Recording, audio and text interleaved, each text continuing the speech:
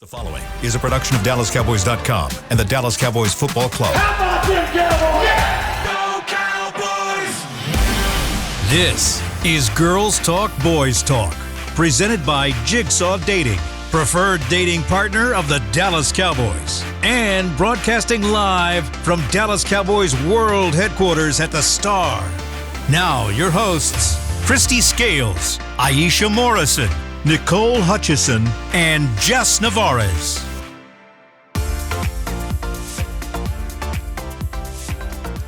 Welcome into Girls Talk, Boys Talk, presented by Jigsaw, the preferred dating partner of the Dallas Cowboys in the SWBC studio. I'm Nicole Hutchison alongside Aisha Morrison and Christy Scales. It's Victory Tuesday, ladies.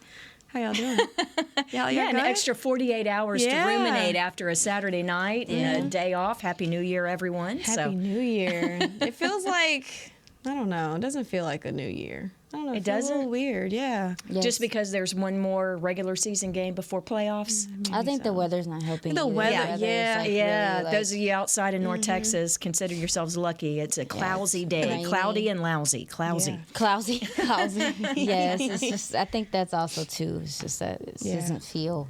It doesn't. But it's crazy because yesterday, great weather. Great weather yesterday and the day before, and then now it's just gloomy. Winter now, wintering. Yeah. Had a chance to hear from Coach McCarthy and from the coordinators yesterday, so some good news to pass along.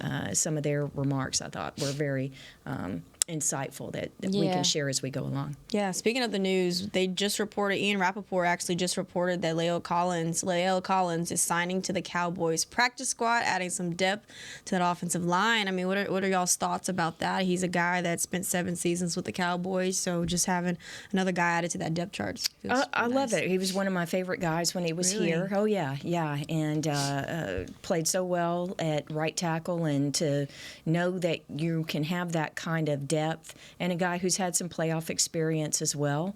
It's great. I mean, I know that Matt Waletzko was from IR and put on the 53-man last week or a week and a half ago, but doesn't have the same kind of experience that Collins has. So I see this as a real positive, and I think we're still waiting to hear on Wilson, Damian Wilson, and at linebacker is an area where you could really use some help right now, so that'll be interesting to see what happens there, because Damian had 4 good years here before signing a good free agent contract with Kansas City and winning a Super Bowl there. So at least one of the guys is returning to the fold so far. Oh, yeah. I mean, playoffs is coming. There's not that many gentlemen that you can add to your team at this point in time. So if you find a gentleman that has some experience with the team, he's familiar, whatever the case may be, I do think it's a good move when you talk about depth. And we're hoping that Tyron stays upright and everything, but you just never know with some of the changes and stuff. It also gives him some flexibility because he, if I'm not mistaken, he's versatile across the line of scrimmage. So Lael has played guard for the Cowboys. And so he also, too, last year, he had a bit of a down year, and I think that was because he was coming off of an ACL. He's a year removed from that. I'm sure Britt and the trainers and those folks have done their due diligence in making sure he is ready to go. So it sounds like very low risk, high reward in a situation. And don't get it twisted. I bet you there's probably some other teams chasing him too, trying to see, because people are trying to add to their team as much depth as possible at this time. Maybe a San Fran too. I'm gonna check it out. I'm gonna check into it because their offensive line is hurting as well. So and it comes at a good time, like you mentioned, as far as the health situations with us, especially with Tyler Smith going down. I still am struggling with the way to say it, the plantar fascia. There we go.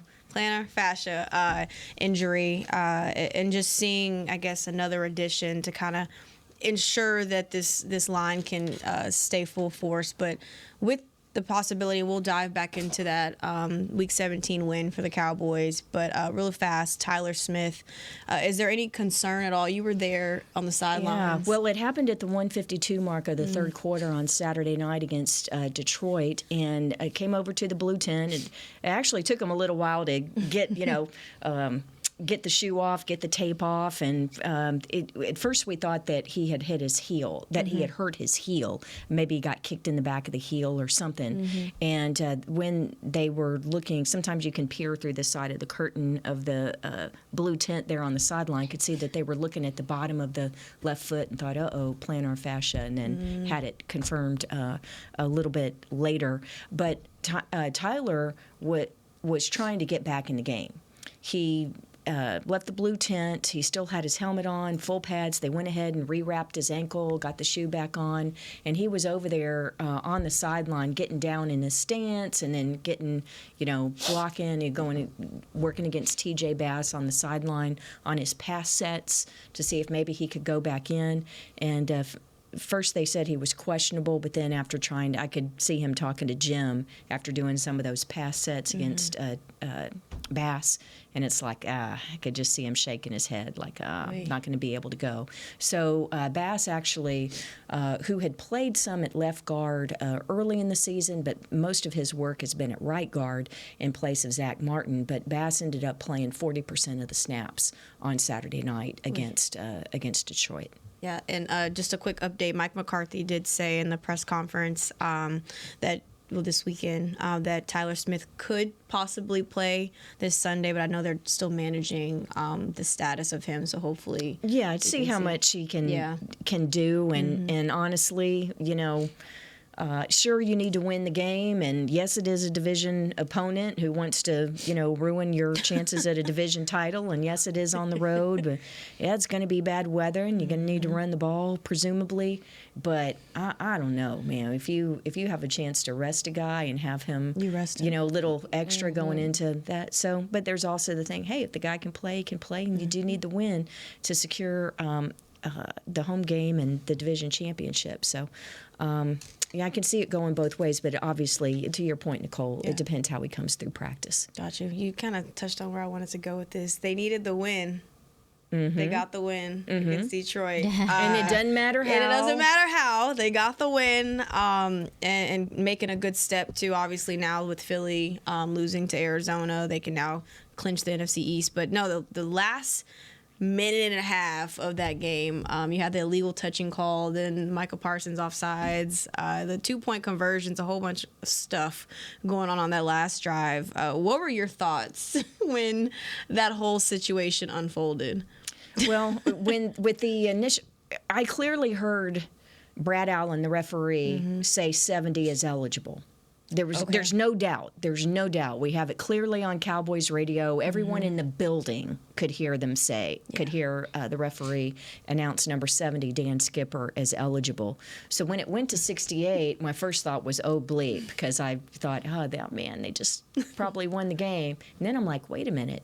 That's not 70. And then it was actually Sarah Thomas, who's the down judge, so I was kind of behind her, and she threw the flag, and I'm like, oh my gosh, I think they're going to get him for this. And then, of course, there was that long conference, right, with the officials speaking. But, it appears that the referee made a mistake, that it was Taylor Decker, the left tackle who caught the ball in the end zone, that he went up to him and talked to him, but the announcement was made for 70. So, that it's a difficult situation, because if Brad Allen, the referee, had correctly identified 68 as the one that reported, then the defense would change. That's the reason why the referee makes the announcement. Is a player that wears a uniform number for an offensive lineman is not an eligible receiver. So if you're going to line up in an eligible position and be eligible to catch the ball, touch the ball, then you have to be declared. He says he declared. Brad Allen did not recognize him. He recognized number 70 as declaring, but it changed what the Cowboys would do. If the referee would have announced number 68, then they would have known that they had to cover number 68 and not 70. Ooh. What are your thoughts on the last little sequence? That's what they did. It was a mistake by... Yeah, but official, then also they also why shouldn't have. Could have said why something, did you though. send 3 people to the, like...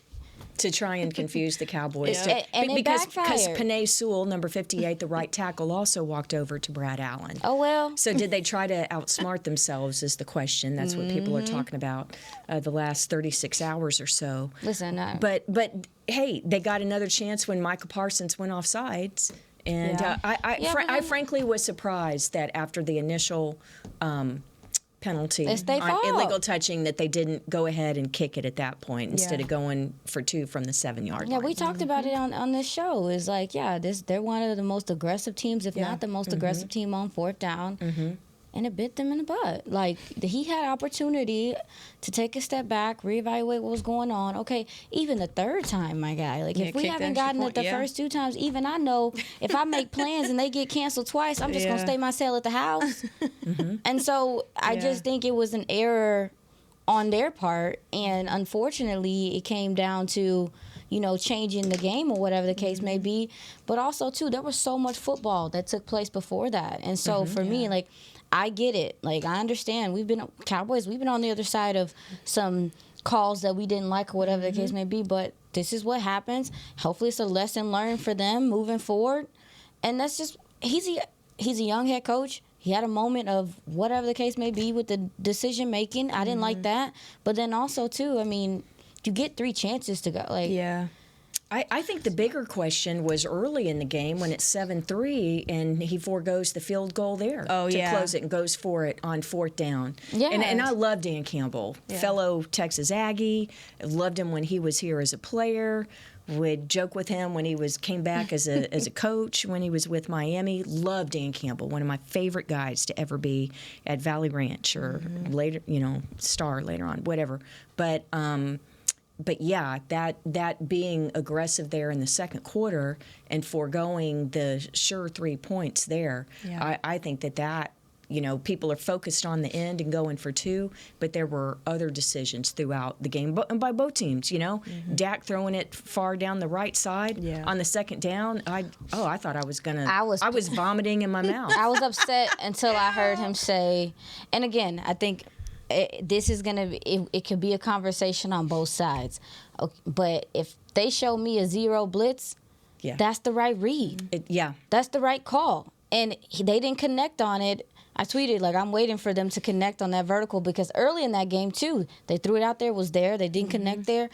They brought a 0 blitz then, too. If somebody's going to do that to you, that's the right read. But at the same token, I do understand. Because that's what Mike McCarthy said. He said we were trying to go win the game at that point. That's the right read. That's the right thing to do. Okay. But then another part of you says, like, Christy, run the ball right there, salt the clock, although you have been pretty not so good running the ball to that point, too. I wonder if that played a role in the decision-making, too. But I get what you're saying because I was the same way. I said, what is happening here? What are you doing? And then, but when Dak says, well, they brought a 0 blitz.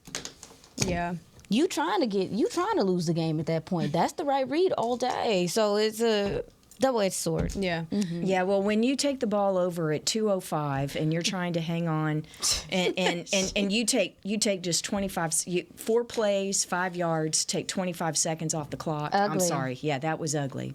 And I agree with you, aggressive.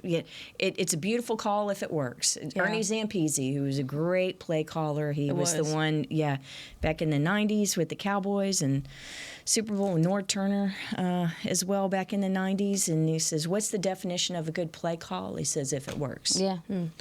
Do you think this was a win necessarily that they put together a good thing on film, if that makes sense?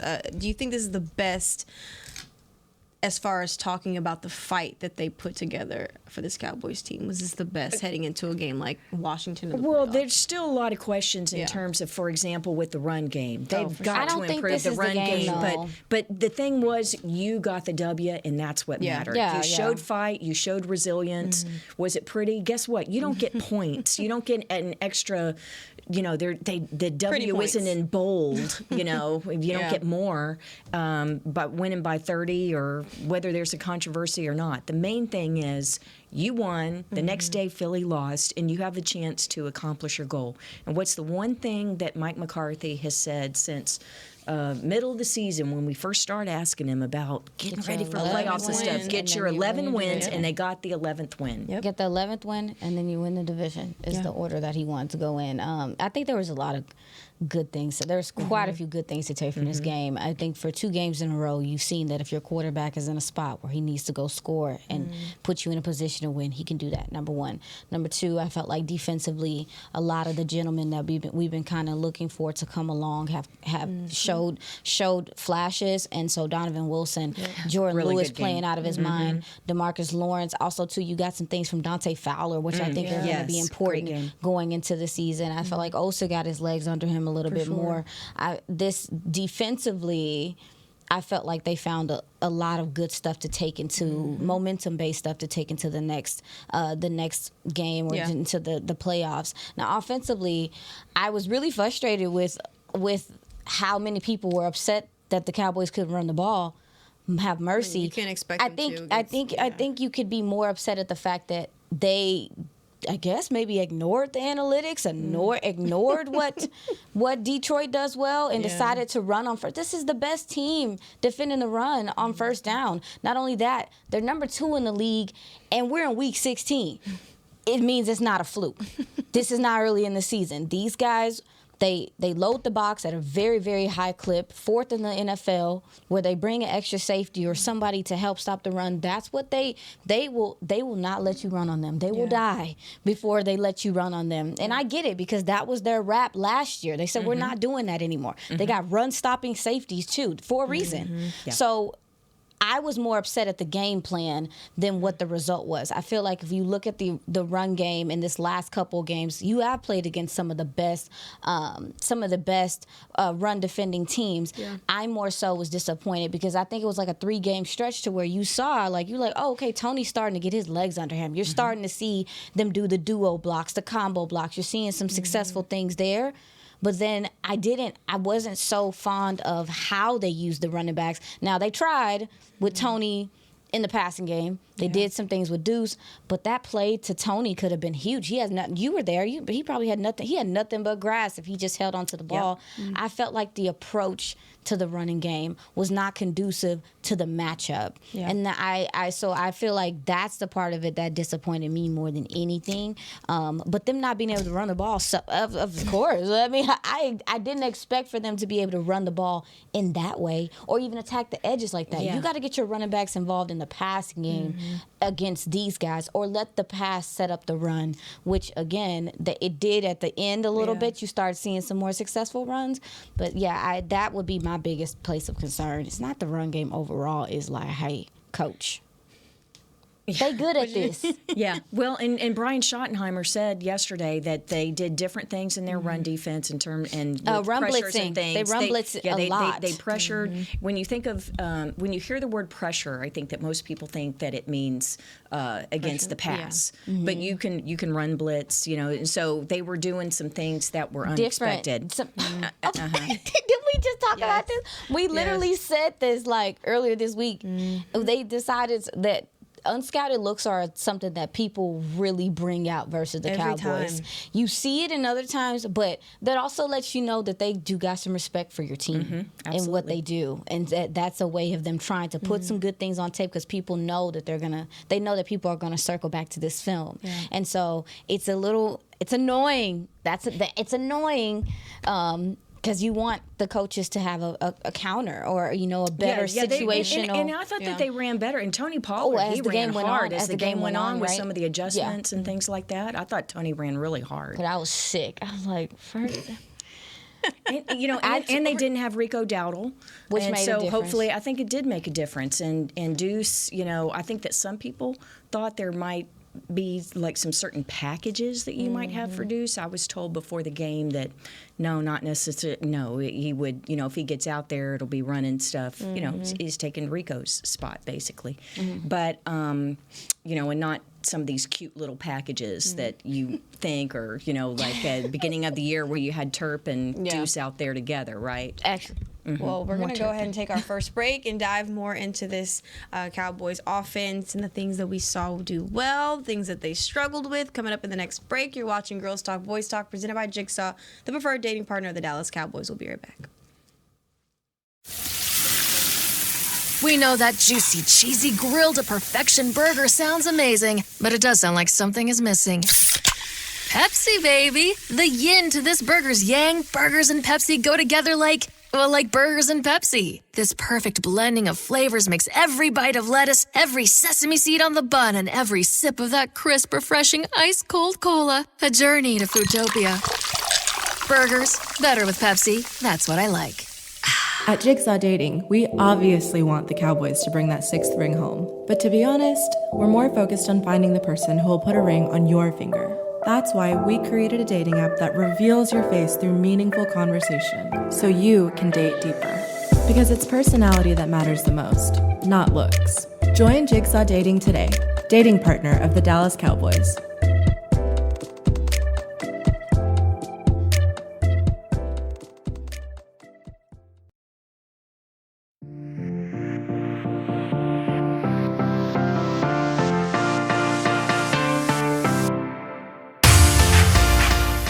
Welcome back into Girls Talk, Boys Talk, presented by Jigsaw, the preferred dating partner of the Dallas Cowboys.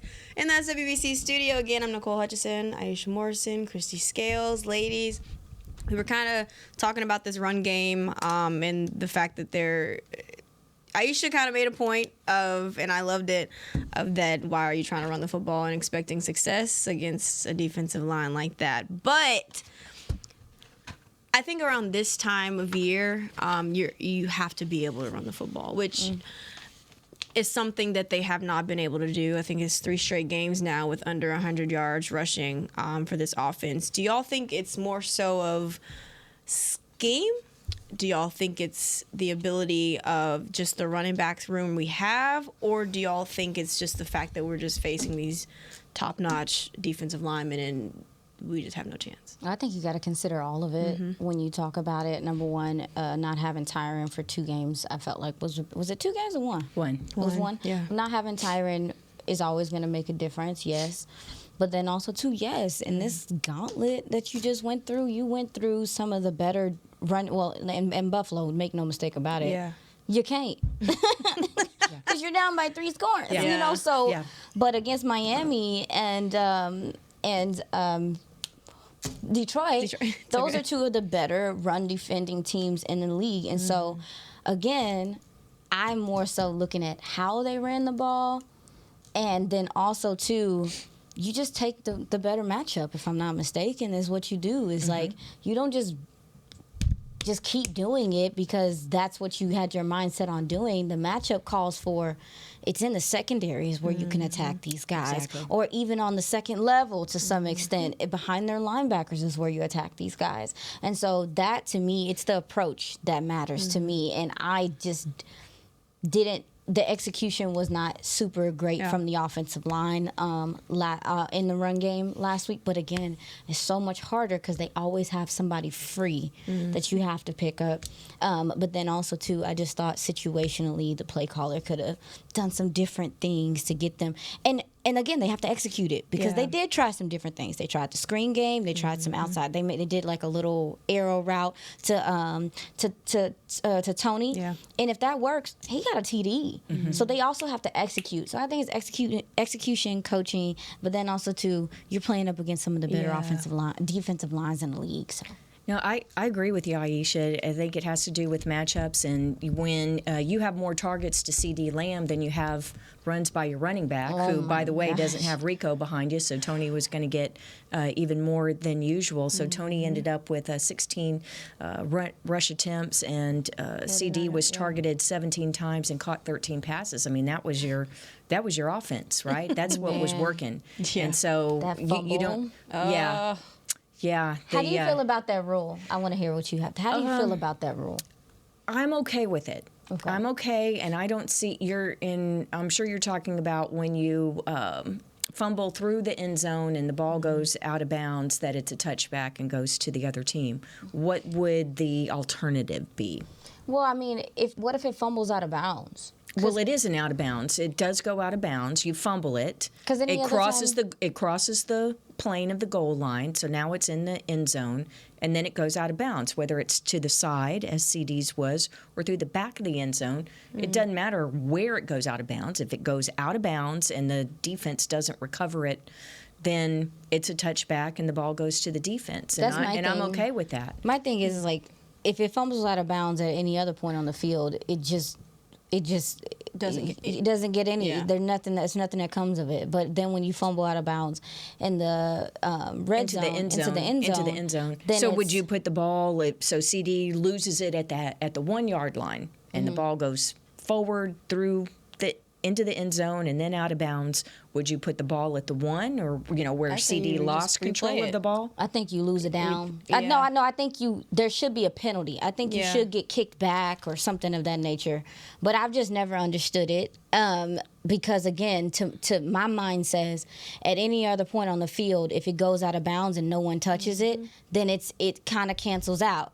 So what they're trying to do is, the intent is to not have it where you're just throwing the ball and then you're short and you're just kind of tossing it out there. Yeah, that makes sense. That makes sense. And I only ask you because I think if he scores that game looks a lot different. Absolutely. Yeah. Absolutely. And I felt like that drive that they put together, and that's why I said I had to look at within the game and not let that last few minutes affect kind of how I felt about it, because I felt like offensively they did some really good things when they were able to get in a rhythm, and on that drive they were spectacular. It was a fantastic drive, and then you weren't able to get the score. I think at that point you go up 14-3. Yep. Lions now they a little crazy, so they might have decided to stay with the run, but very likely they don't stay with the run, and you're able to kind of go hunt a little bit more. But I know CD is kicking himself in the butt for that. He's just trying to make a play too, like you see him, he's just reaching or whatever. But I just wanted to ask you, Christy, because you've been doing this so long, I wonder how you felt about the rule. I guess just because I don't know any different. I mean, you're just it's just that's what it is. Yeah. So I don't have a problem with it. Was you upset? I was upset, but I was like, I see what you. I mean, I couldn't be that mad at CD as much as I hated it. It's like a one in a. How many times has CD fumbled? Gosh, he's only does he have any giveaways this year? Let me see if I can look. I'll look and see. It, though. I think he has a fumble recovery. No, he has. I think he did fumble one time. And like Biotish or somebody recovered it downfield. Oh, where Biotish was like 20 yards downfield? Yes, I think that was him. I think he has one fumble on the year, but his hands, like, he barely has any drops this year.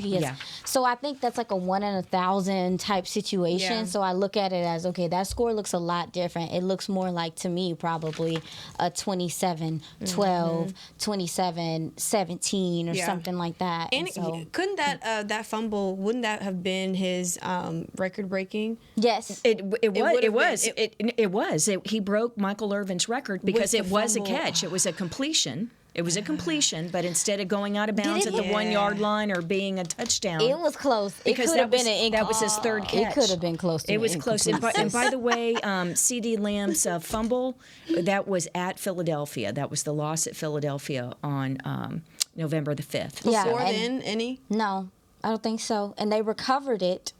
But it was recovered by Reed Blankenship, the safety for the Eagles. Mm-hmm. Oh, what? Yeah. He had a fumble that somebody recovered? Yeah, a lost fumble, a giveaway. Oh, wow. Yeah. But I say that to say that I was upset, but at the same time I was like, I don't know how often that happens or whatever the case may be. But again, I thought the drive was really well put together by the quarterback specifically. Speaking of, I was just going to say, the thing was after that's where Detroit, after the touchback, they got the ball at their own 20-yard line, and the defense, so that's called sudden change, when the defense has to run out there because there's a giveaway, right? So they unexpectedly go out there, make a good stop, and then that's when Detroit runs the fake punt. A very well executed play on their part, and then they end up. Let's see, that was a great throw, but after the fake punt, then Donovan Wilson had a couple of good plays, and DeMarcus Lawrence had the tackle for loss on Gibbs, and then that's when they went down to the goal line, or they were fourth and goal at the Cowboys 4-yard line, and end up missing on it. And that's what I was referring to earlier, where I thought that Dan Campbell was really aggressive there. And if he would have done the field goal, it would have been 7-6 Cowboys. Instead, it's remained 7-3, and it ends up going into the half at that same score. So if you're a coordinator for the Cowboys, what would you do differently offensively? More combo, duo, inside, outside zone running. They were trying to do some pulling and pinning, and holy muffins, this is not the team to do that against. Yeah. That's their game. That's not your game. You guys find success in combo, duo blocks, and also too, sometimes at times the screen game, which they did have a couple successful screens. Tosses, mercy. But that pinning and pulling is just not your strength right now to be doing like that. So I felt like the run game, they could have done some things better there. But other than that, I wasn't too displeased with what they were doing offensively, especially in the passing game. You got Brandon Cooks involved. They tried to get Ferg involved a couple times, but Detroit is one of the first teams. I put it on Twitter. I was asking some of the football players. I'm like, is it just me or teams being like 87 is not going to beat us? Detroit said 87 is not going to beat us today. Yeah. They put their best coverage guy in Brian Branch on him. It was like, listen, 87, we've been seeing all that stuff that you're doing, and you're not posting on Instagram this week. And so, yeah, they decided to bring a safety over and to make sure he wasn't able to they just made some great plays on the ball. They did. To kind of take him away. So I thought offensively the passing game and what they did was the right call. Yeah. It wasn't always executed the best, but the run game for me, what are you? Well, it's going to be, Brian Schottenheimer was talking about it yesterday in terms of going up against Washington this weekend up there. And of course, they had the change. Jack Del Rio, former Cowboy linebacker, is not the coordinator there anymore. And so Ron Rivera, the head coach, whose background is defense, right, and former coordinator and all that, defense is his thing, that it's more of Ron Rivera's influence. And you were talking about the combo blocks, and Schottenheimer was saying yesterday that with their linebackers, and now with Rivera, it's more the three linebackers off the ball, but they're the ones that are going to come downhill and try and defeat those combo blocks, right? And so, kind of more old school, if you want to think of it that way, and that they're playing more shell coverage in the back end, right? Playing more quarters and things like that. And they actually played San Francisco pretty well through the first half, and the score got more lopsided in the second half, of course, but they played a lot of one-high safeties last week against San Francisco. So anyway, it's just going to be interesting because this is not going to be the same thing that you saw on Thanksgiving Day, just because they say that Ron Rivera's fingerprints are more on it. And they said they haven't even announced, he said he's not announcing until Wednesday who the quarterback's going to be. Okay.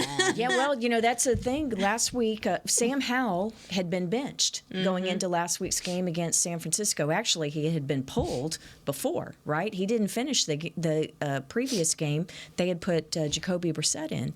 And so all week long, Jacoby Brissett, going into the San Francisco game Sunday, is getting all the first-team snaps and everything, and then Thursday night complains of some hamstring tightness. And so, Sam Howell, we know that we had benched you earlier in the week, but you're the starter again. Just kidding. Just kidding. So it depends on how Brissett, I think it's not just a decision that Rivera is going to make between the two. I think it will be dictated by Brissett's hamstring injury. Let's talk about our quarterback's play. Dak Absolutely. Prescott. Man, the one play, the 92-yard reception from CD, just talking about Dak and his ability to constantly escape pressure, because we know that we have issues with protection every now and then. But just talking about him and his ability to constantly, with guys in his face, get throws off. What have y'all liked from him as just over the past couple of weeks? Because that's when we've really seen that protection kind of really hit that downward slope a little bit. It just shows how important it is that you have a quarterback that can use his legs. When you say using your legs, people think, oh, taking off running, but it's really to buy more time, right? To move around within the pocket, or if you need to get out of the pocket to escape some pass rush, but just to buy that time, but still have the eyes downfield and be able to make the play. And so he has really bailed out the offensive line several times over, you can look at some plays over the past month where he's done it, but I don't know how Derek Barnett, the Lions linebacker, missed him on that. I mean, that should have been that was really a 9-point play. It's the second because time he he's was done supposed to be, I mean, that was a safety. That should have been 2 points for Detroit, and Barnett just didn't hit him, didn't wrap up. And Dak escaped and then hit CD. That's the second longest pass play in Cowboys history. It's the longest Bob one of the Hayes season has in the the longest NFL. one. Yeah, 92 yards. Are you kidding me? And And it just well, yeah, that's let what it go. that's what I was gonna say. Is like when you talk about the quarterback, the way that he covers up some things on these third down plays. Absolutely. Is just next level. And one thing that I was saying, like he doesn't get enough credit for his body and the work that he puts into being this. What he said, I'm a big MFer. The work that he's put into his body to also be able to withstand some of these hits he's taking while he's standing in the pocket and delivering the ball on time. Dak's not a little dude. He's never been a little dude, but he puts a lot of work into being physically fit and to making sure he's strong to be able to stand up, because I feel like he's taken some brutal hits this last 3 weeks and he just be like, all right.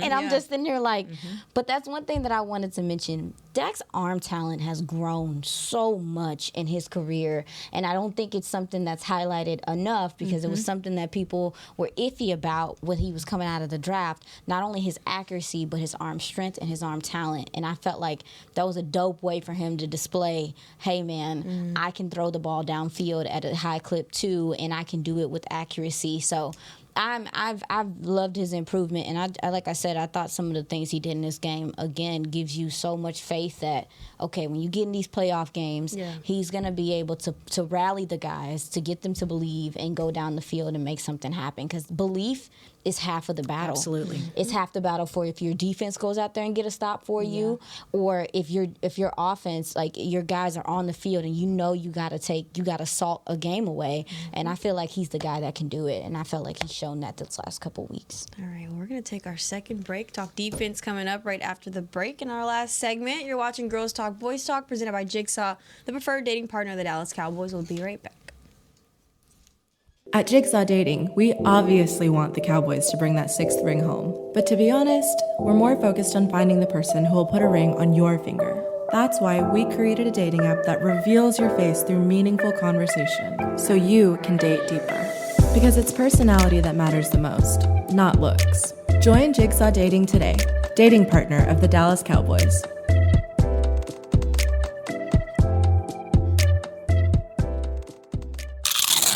You know that sound anywhere. It's the crisp crunch of that first nacho chip. With its perfect cheese to sour cream ratio sitting atop a layer of delicious beans, it's a sip away from perfection.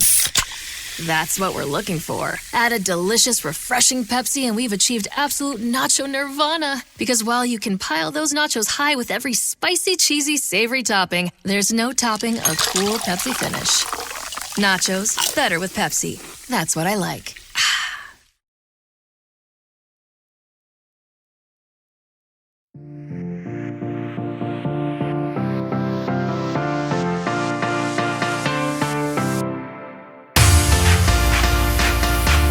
Welcome back into Girls Talk Boys Talk, presented by Jigsaw, the preferred dating partner of the Dallas Cowboys. Nicole Hutchison, Aisha Morrison, Christy Scales. We've got defense to talk about. Ladies, I mean, that unit honestly set the tone out the gate. D-Law. Wow. Sorry. Yes, with the stop on David Montgomery, like I said, they really set the tone, and this offense really fed off of them. But just talking about that defense, the way that they've bounced back since Buffalo, and the way that they've really just shown, especially with run defense, which is a team against the Lions that's a very hard team to stop, especially in the run game. I think they did pretty well. What's y'all's thoughts? I think the main thing was getting the takeaways going That too. again. The 2 takeaways were obviously crucial, and that's where the issue had been, particularly road games. But in December, the crush of takeaways that you had early in the season, you hadn't been getting recently. And so to me, that was, along with D-Law and the way that he slashes in and was getting those tackles for loss. You mentioned Dante Fowler earlier. Osa, you said, had a good game. I totally agree with that.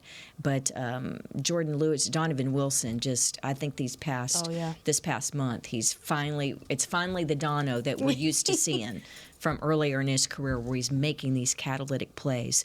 But turnovers tend to come in bunches. They hadn't been coming, and so I thought that was the key for Saturday night. I know Aisha was happy about Dono because she's been talking about him all season. Like, he was so good in run coverage and in pass coverage. So how good was it for you just to see him kind of continue that consistency? Yeah, he was the guy that I was looking for this game, because when you look at Detroit and what they like to do with their running backs and stuff and getting them in space, Dono is typically the robber. He's typically the free guy that Dan Quinn trusts to be able to clean up kind of some of the things that are happening. And with this defense didn't take its next step until the safeties were implemented in the way that they are. And they've been out there, but I just think recently they've started to play their best ball. And I believe that Dan Quinn mentioned that J.K. had the green dot yesterday. He had the duties. He had been sharing it throughout the season with Malik Hooker. Okay. So that was kind of important too. But I was waiting for these safeties to kind of, for that 3-headed monster we talked about to wake up. Yeah. Like, somebody must have brought them a steak, dangled it in their face or something, because these guys are playing and they're making a difference in their plays now. And so I was looking for Donovan, so it was good to see him. What let me know he was back was how he drove on the ball on the interception. He dealt with the calf. You can't do stuff like that. Like, you can't do that without trusting your lower half. Yeah. And for him to do that with no fear, I'm like, okay, he's back. Because I've seen him running, and stuff like that. But I felt like this last game, I saw him flying to the ball in that way, Christy, that you were talking about. And so it was dope to see him kind of come alive. But also, too, we can't sleep on the Lion, Micah Parsons, and what he's doing in run support.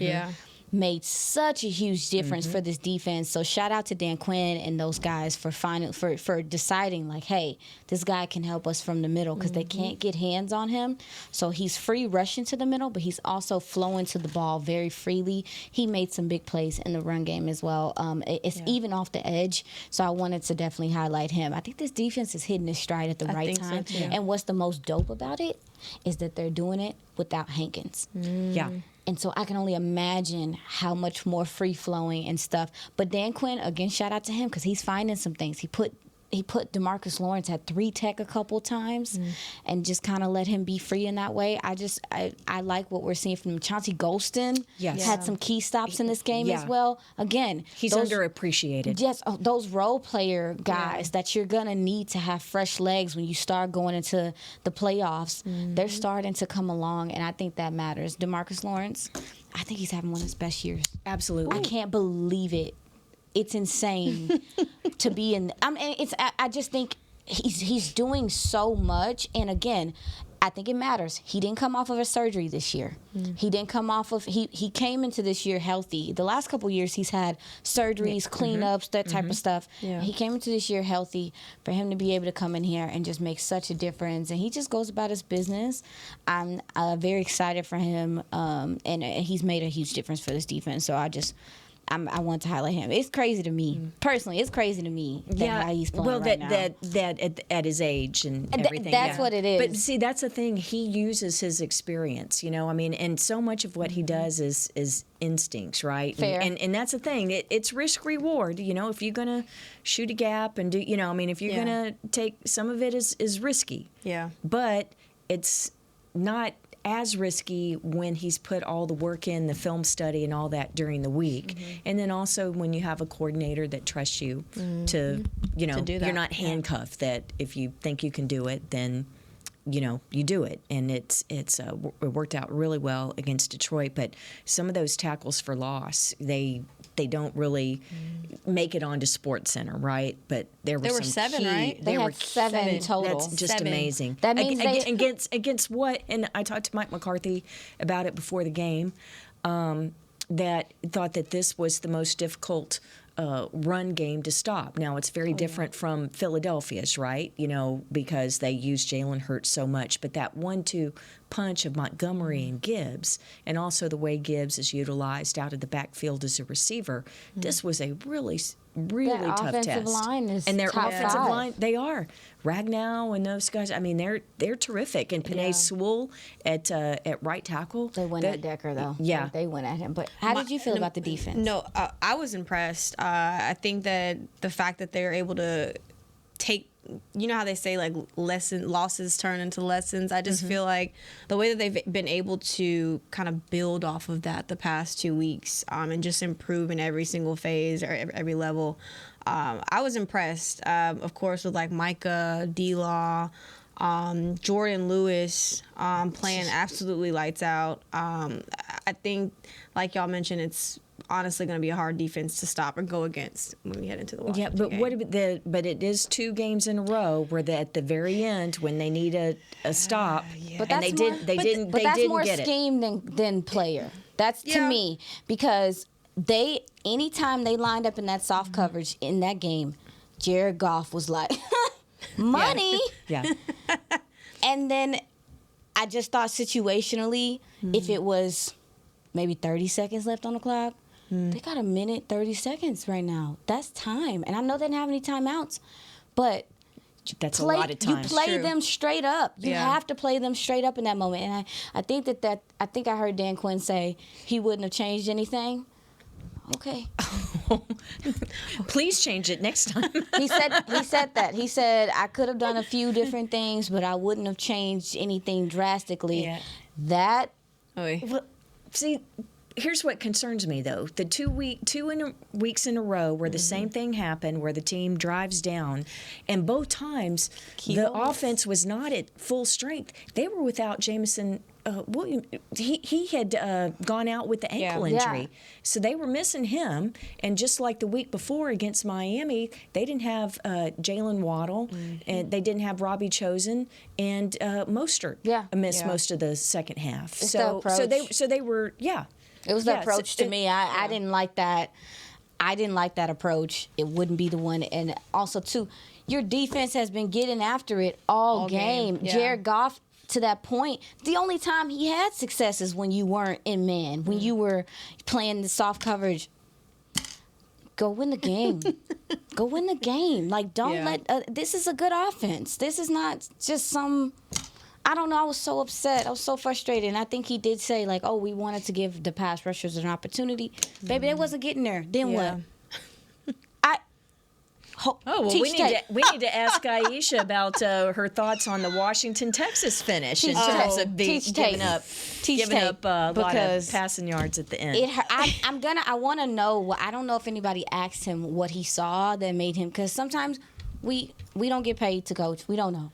So I would like to know what went into playing soft zone in that moment with that much time. Maybe it was like you said. Maybe they didn't expect to be on the field, because Dak you even always said, have to expect to be on the field. I don't know. Well, Dak, I know that Dak said that, like, he felt like even when the 23 seconds left, he was like, I was ready to go out there and redeem myself, because he felt like he put them in a bad spot, having to go back out there again. But damn it, I don't like that either. I'm with you, but I feel like that was more your defense had been getting after them all game. I don't think it was the players weren't ready for that. I felt like, why are we playing 10 yards off of these people right now? And this quarterback wants to get the ball out fast. I'm sorry. Go ahead. No, you're good. Let's get up out of here. Well, no, I was going to say, that's a wrap for today's episode. We'll be talking more Washington Commanders tomorrow and Thursday, but that's a wrap for today. You're watching Girls Talk, Boys Talk, presented by Jigsaw, the preferred dating partner of the Dallas Cowboys. We'll see y'all tomorrow. This has been a production of DallasCowboys.com and the Dallas Cowboys Football Club. How about this, Cowboys? Yeah!